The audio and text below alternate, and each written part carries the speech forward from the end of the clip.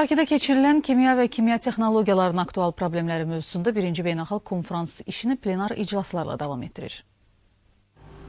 Ümummilli lider Heydər Əliyevin 90 illik yubileyinə həsr olunan beynəlxalq konferans Dövlət Neft Şirkəti və Qafqaz Universitetinin təşkilatçılığı və dəstəyi ilə keçirilir. Konferansın açılışı aprelin 17-sində Gülüstan sarayında keçirildi. Tədbirdə qeyd olundu ki, Azərbaycanda kimya sənayesinin inkişafının Ulu Öndər Heydər Əliyevin adı ilə bağlıdır. Sonra konferans aprelin 18-də Qafqaz Universitetində plenar iclasla davam etdirildi. Burada dünyanın kimya və kimya texnologiyaları sahəsində aparıcı mövqe tutan ölkələrinin, o cümlədən neft kimya sahəsi üzrə bir çox nüfuzlu elm və təhsil mərkəzlərindən gələn tanınmış elm xadimləri və neft kimya istehsalatı rəhbərləri çıxış etdilər.